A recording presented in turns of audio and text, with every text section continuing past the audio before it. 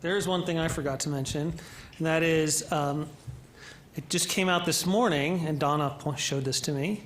The EPA announced this morning that Chrysler has cheated on used software to cheat on emission tests for over 100,000 of its trucks.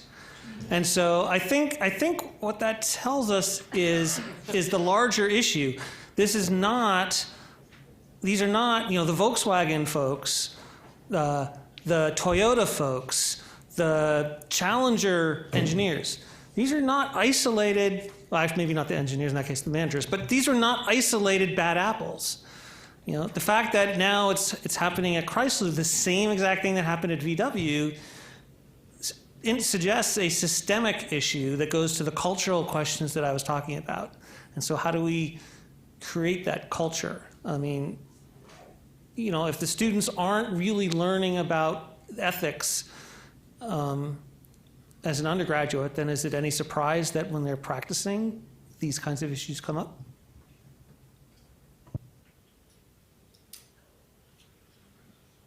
Let's go to the audience. I thought, why don't we, while it's fresh in your mind, anybody want to respond to Norman's challenge first, and then we'll. Everybody agrees we ought to go to a 5-year program. Wow, I didn't expect that to be unanimous. Okay.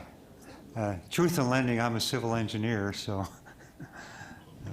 I think the extension of engineering education is an important conversation to have. I think it's overdue. But I wanted to raise a question about the idea that giving students more freedom of choice is a way to solve the problem. I think more and more universities are finding that students are attracted to majors and fields where they are given a lot of agency over the kinds of things that they're choosing.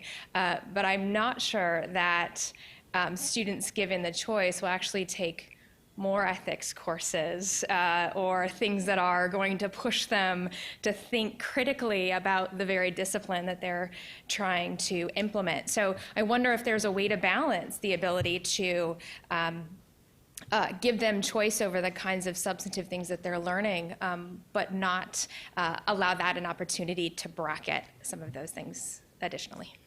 If I could respond on that one. In my comments, I said I made particular reference both to flexibility, but I also spoke to what are the true fundamentals. And I hope I was clear that I believe ethics is one of the true fundamentals.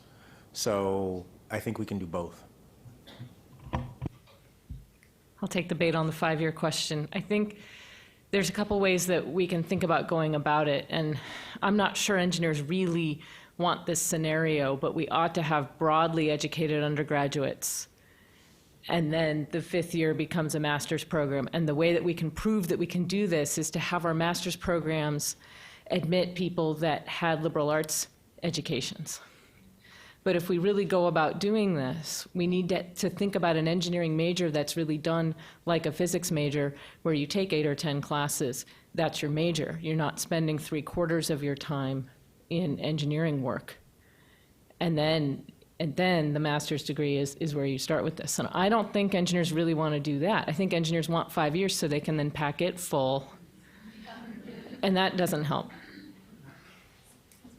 I'll follow that up, coming again from the side of industry, that there's some of us out there suggesting maybe even a slightly more radical idea of going to something more like the law school model, where you get a BA degree as your undergraduate in some humanities or whatever thing, and then you go to professional school for 3 years, not even a master's degree, it'd be a professional degree. The problem is, if you're a doctor, you're an MD, if you're a lawyer, you're a JD. I don't think very many engineers want to be EDs, because ED has a different connotation in our culture right now. But anyway, there was another thought I was going to have, so I'll let somebody else talk while I try to remember what that was. It was related. Let me just, yeah, I was just going to add a little bit to Donna. I'm trying to do the calculation quickly in my head, and I'm not sure I can, but I think that requires changes to criterion 5. of it yet. So so my point is there's an institutional barrier there. It's not going to be easy for one school to take the plunge and do that experiment. When Donna goes to work for ABEDS, you don't have to worry.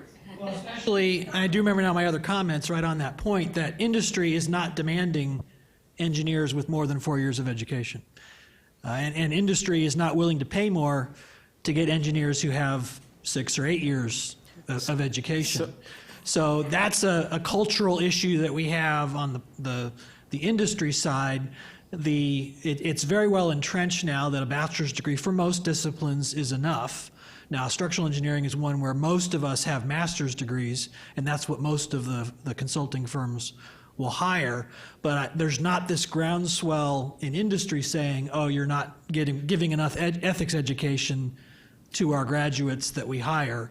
We had some of those conversations over the last couple of days as well. On that point, and this gets to one of the sidebars that I gave, I think, although it will be expensive and therefore challenging, I think we need to draw a better distinction within engineering, as tied as we are to industry, to thinking through what are the requirements of the profession beyond the requirements of any given set of employers.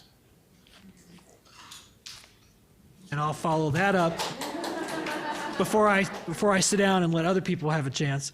I've told a few people again over the last couple of days, my son's a high school junior, and so we're doing some of our college visits. He's actually not interested in engineering, which is okay. But the thing that jars us is every time the admissions presenter gets up and talks about, what's the purpose of a college education? It's to get a job when you graduate.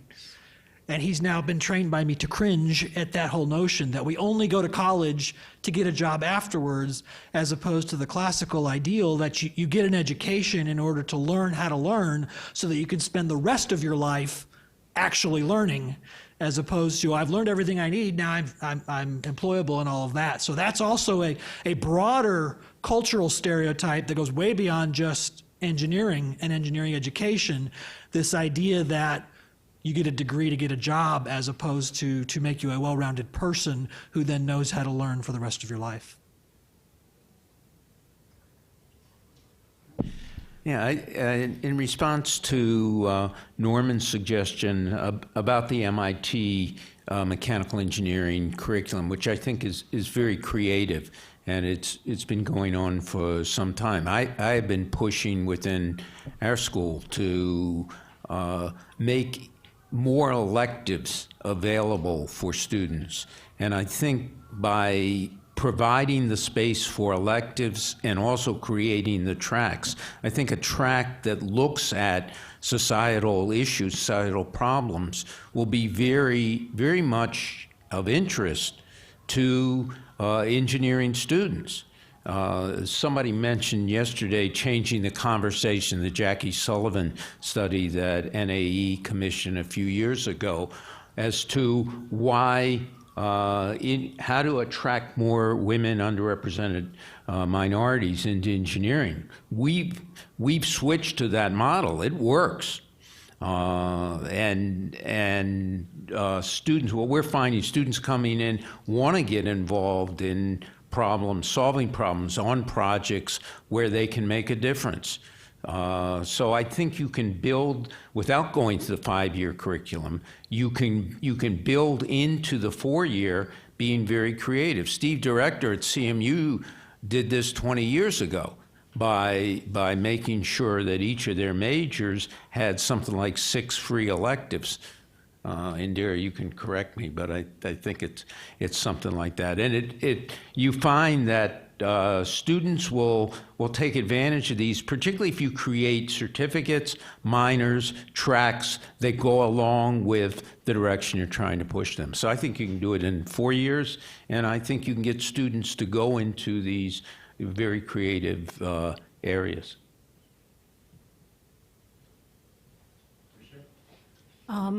Okay, well, to pick up somewhat on some of the previous comments, I think that One of the reasons or justifications for moving to cultivating cultures of ethical STEM was a recognition that maybe kind of orienting ethics education in scientific and engineering fields to the individual student, the individual scientist in training or engineer in training, wasn't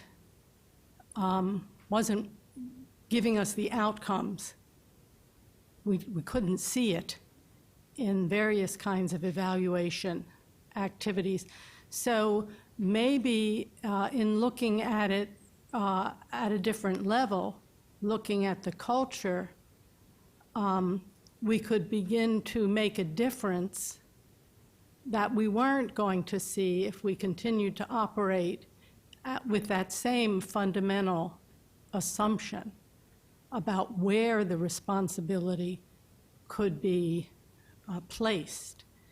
And I think some of the conversation here and some of the conversation about recent problems of engineers in industry shows us how important context and culture is in order to encourage ethical behavior. You're not going to get a non-hero suddenly behaving heroically. So what do you do in order to really support and encourage ethical behavior?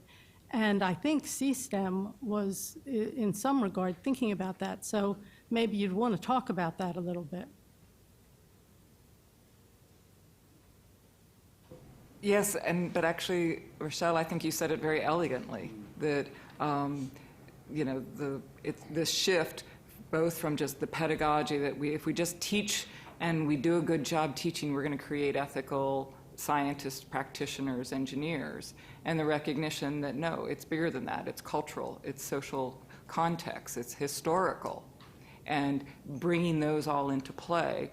And yes, that's exactly what CC STEM is after. And I think it really goes along what Elliot said about it's changing the culture. It's a tool for helping you and everyone to change culture for the benefit of all.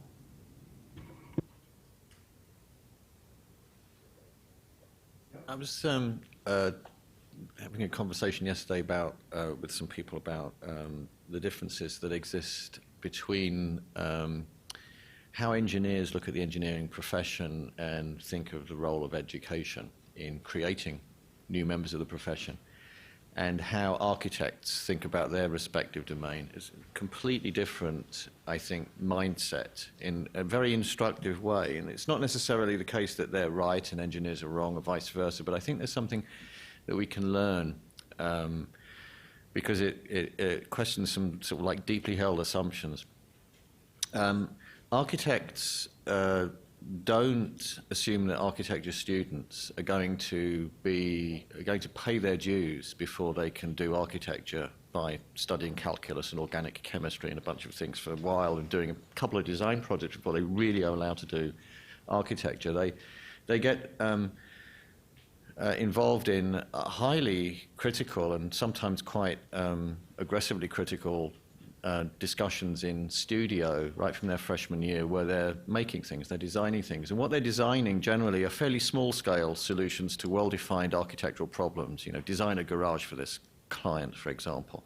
But the issues they have to face typically are very interdisciplinary within the discipline of architecture. They have to worry about the structural integrity of the building, they have to worry about aesthetics, they have to worry about energy utilization, various other kinds of things. And there are social implications to do with social geography and the satisfaction of the occupants of the space and so on.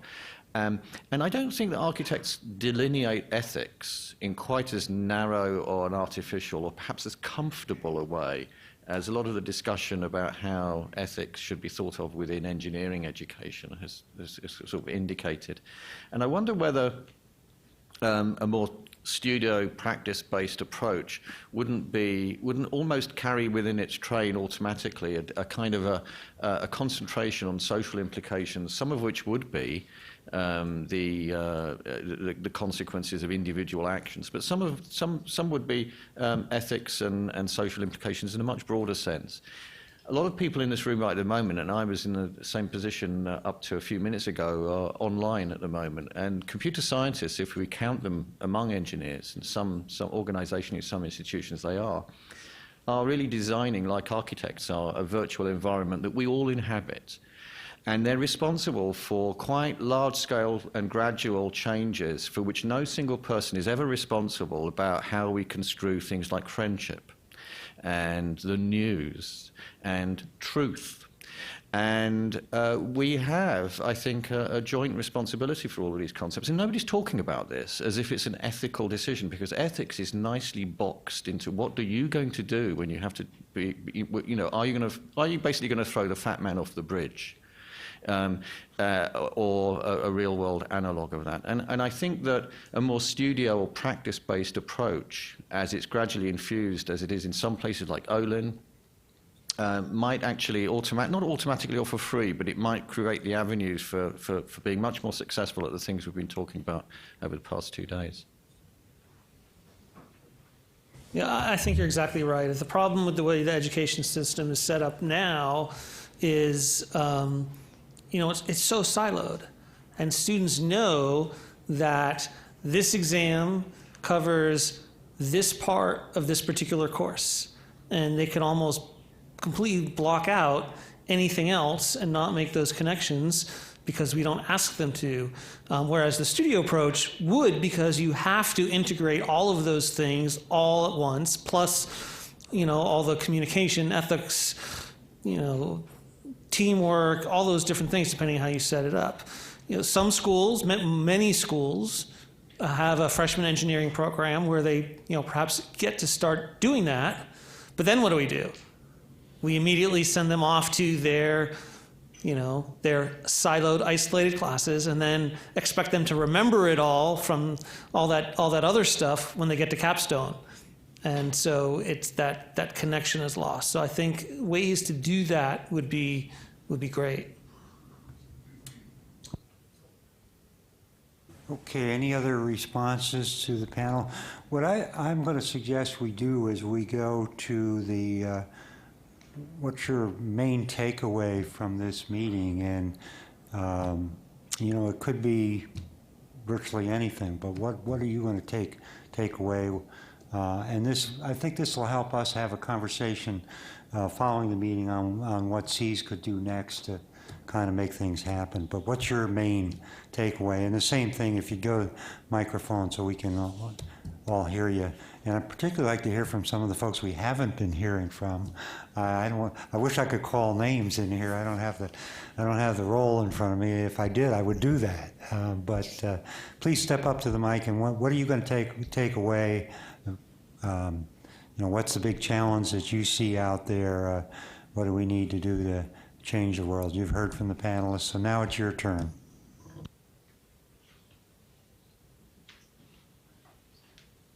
As Brent's getting up to the mic, this isn't a main takeaway, but it was one of the observations, especially as a social scientist of science and technology. I was really struck this morning when one of the affinity groups talked about the integration or the overlap of all the different affinity groups. And I mean, that is a constant challenge to us as contemporary scholars, whether we call it interdisciplinary work or trying to break down those silos. And so it was nice to see that acknowledged, and then a couple of the others picked up on that. And I guess I would encourage you to really think about those overlaps or where it integrates and see if there's something to do there that might be a tool or an avenue to help you move your community forward. So a couple of things come to mind. One is, I think this really impressed on me, since ethics is one slice of many things that I do. Coming back to this question of the dualism and the artificial divide between the technical and non-technical, it really strikes me to the extent I really see that as one of the foundational issues here. That if we don't engage students and faculty with that question, not only can they not see the way that ethics is connected to engineering practice, but they can't see how diversity is connected to engineering practice. They can't see the human dimension of design. They can't see the cross-cultural dimensions of engineering practice. So I'd really be interested in continuing a conversation around that particular theme, and what do we do foundationally to open up those conversations with our students and faculty as an entree into these larger questions around ethics. The other piece that really struck me once again is around this question of curriculum change, and I'm reminded of comments that many have made over the years and many of us have experienced firsthand, that curriculum change is really, really hard, but it's also really, really sticky, right? So if you look at those core engineering science classes, maybe it's a statics class or a thermo class, the simple act of officially changing the as-approved learning objectives for those courses to say that those courses treat ethics makes ethics sticky in that class and makes it more of an imperative and for the faculty who teach that course to address those outcomes. Now that's, I think, only one small piece of the puzzle, but again, trying to embed some of these outcomes in those core courses, I think, might be one curricular strategy that would be more sticky than what we've seen in the past. Great. So the thing that stuck out most to me was, and I always kind of wondered about this, before I started as a graduate student at Virginia Tech, I was teaching at a Jesuit high school. And within Jesuit education, there's this sort of motto of the cura personalis, which means sort of care for the whole person. And then my esteemed colleague from the Corps of Engineers to my right made this comment in the previous sort of session about sort of caring for the whole person. And I was always kind of struck by the way that we talk about sort of forming engineers, but it's not really, like, I don't know why that doesn't expand even further and get to this sort of vision of being a little more radical in terms of sort of forming the whole person. And as soon as you start expanding that language, I think it also makes it easier to talk about having a more expansive curriculum that starts to incorporate the sort of bridges between humanities and engineering, and it sort of opens up that door to making that conversation a little easier. So for me personally, I've always sort of wondered why it wasn't the case, and if I was always just a little out there, but I think this was more affirming that no, there is really place to have that consideration. So that was for me the big takeaway.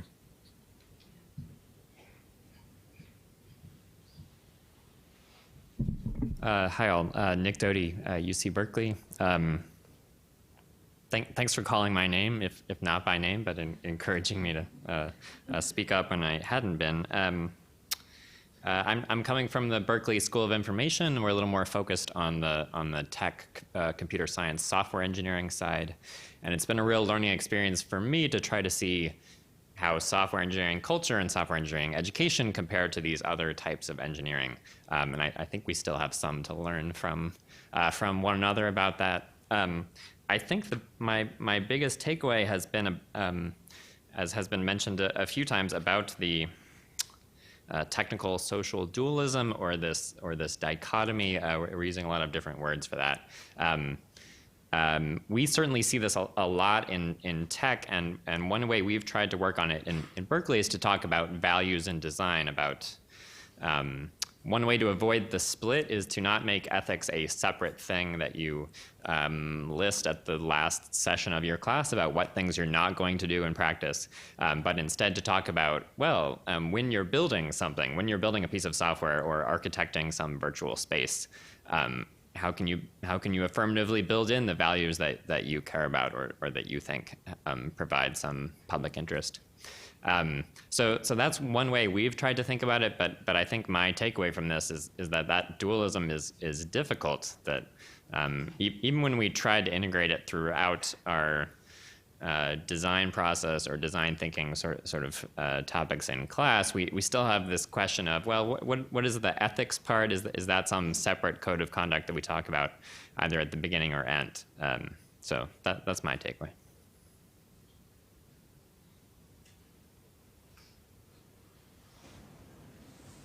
It's hard to believe we've exhausted this audience, but it looks like we might have done that. People are getting anxious probably to move. So turn it back to you, Fraser. Let's first thank the panel.